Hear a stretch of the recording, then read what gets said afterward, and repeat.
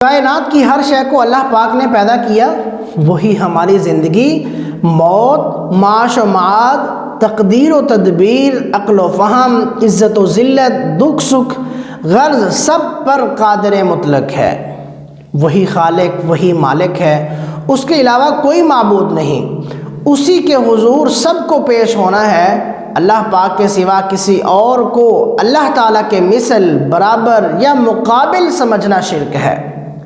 جیسا کہ ہندوؤں نے تلسی کے پودے، برگد کو اور پیپل کو، مٹی اور پتھر سے بنی بے جان مورتیوں کو معبود بنا لیا، یا کسی جانور کو اللہ پاک کے برابر سمجھنا، جیسے ہندوؤں نے گائے وغیرہ کی پوجا کرنا شروع کر دی، کسی نے آگ کے سامنے سجدے کرنے شروع کر دیے، یا کسی بیرونی طاقت کی پرستش کرنا، جیسے چاند، سورج، ستارے وغیرہ، یا کسی انسان کو اللہ پاک کے برابر سمجھنا اور یہ خیال کرنا کہ ان کو بھی اللہ پاک کے مانند انسانی زندگیوں پر کوئی اختیار حاصل ہے اور یہ بھی ہماری حاجات پوری کر سکتے ہیں، یہ کھلا شرک ہے جو کہ سب سے بڑا گناہ ہے۔ حضرت عبداللہ بن مسعود رضی اللہ تعالیٰ عنہ سے روایت ہے کہ ایک شخص رسول اللہ صلی اللہ تعالیٰ علیہ وسلم سے عرض کرنے لگے، یا رسول اللہ تعالیٰ کے نزدیک سب سے بڑا گناہ کون سا ہے؟ آپ صلی اللہ تعالیٰ علیہ وسلم نے فرمایا، یہ کہ تو اللہ تعالیٰ کے ساتھ کسی اور کو شریک ٹھہرائے حالانکہ اسی نے تجھے پیدا کیا۔ حضرت معاذ بن جبل رضی اللہ تعالیٰ عنہ سے روایت ہے کہ مجھے رسول اللہ صلی اللہ تعالیٰ علیہ وسلم نے 10 باتوں کی وصیت کی، ان میں سے ایک یہ ہے کہ اللہ تعالیٰ کے ساتھ کسی کو شریک نہ کرنا، اگرچہ تو مارا جائے یا جلا دیا جائے۔ اس حدیث پاک میں نبی کریم صلی اللہ تعالیٰ علیہ وسلم نے نہایت ضروری وصیت فرمائی کہ اللہ پاک کے ساتھ کسی کو شریک نہ ٹھہرانا، خواہ توحید پرستی کی وجہ سے کتنی ہی اذیتیں اور تکلیفیں پہنچائی جائیں، یہاں تک کہ کوئی مار ہی کیوں نہ ڈالے یا زندہ ہی کیوں نہ جلا دے۔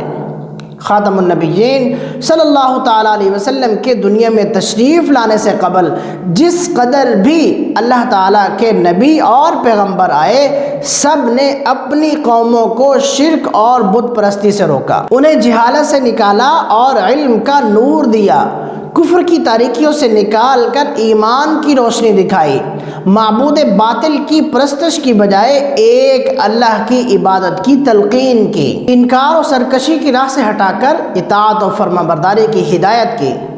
حضرت آدم علیہ السلام سے لے کر حضرت عیسیٰ علیہ السلام تک سب کے سب یہی تعلیم دیتے رہے کہ اللہ ایک ہے، اس کے ساتھ کسی کو شریک نہ مانو، صرف اسی کو قادر مطلق، حاضر ناظر، زندہ اور قائم سمجھو۔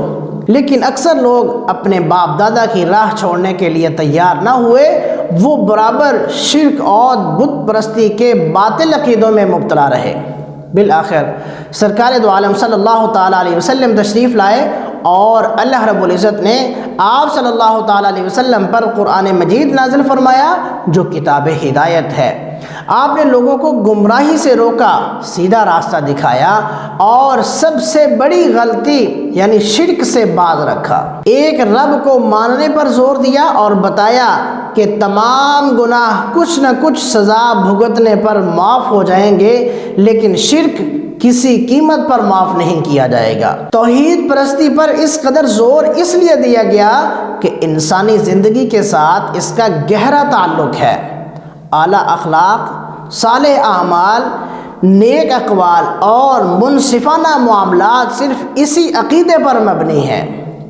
نیکی کی جزا اور برائی کی سزا کا خیال اور مشکلات میں سہارے کی امید صرف اسی عقیدے پر قائم ہے۔ احسان کی طرف رغبت اور ظلم سے نفرت، آخرت کا خوف اور رحمت کی امید اسی عقیدے سے وابستہ ہے۔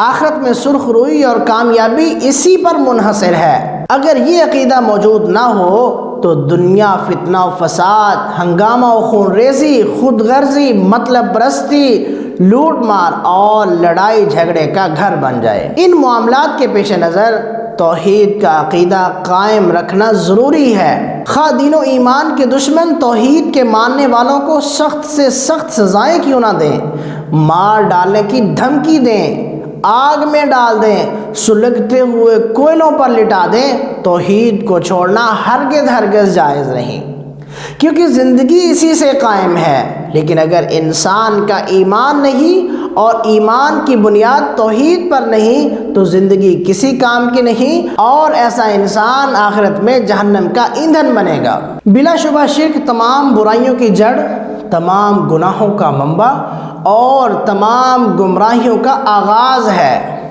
اس سے انسان کے اعتقادات ناقص ہو جاتے ہیں، اقوال و اعمال ادھورے رہ جاتے ہیں، اخلاق و اطوار گندے ہو جاتے ہیں، اور سر تا پا زندگی غلاظت اور آلودگی میں غرق ہو جاتی ہے۔ انسان جب شرک کا مرتکب ہوتا ہے تو اس کی مثال ایسی ہے جیسے وہ ایک کشتی میں سوار ہونے کے بجائے کئی کشتیوں میں سوار ہوا، اور ظاہر ہے کہ یہ حالت ہمیشہ ناپائیدار اور برباد کرنے والی ہے۔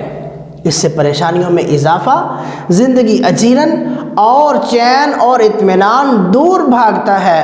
ہمیں چاہیے کہ ہم اپنے اعتقادات اور اعمال کا جائزہ لیں اور دیکھیں کہ ہمارے اقوال و افعال میں کہیں شرک کا عنصر تو نہیں، تاکہ اس سب سے بڑے گناہ سے خود کو بچایا جا سکے۔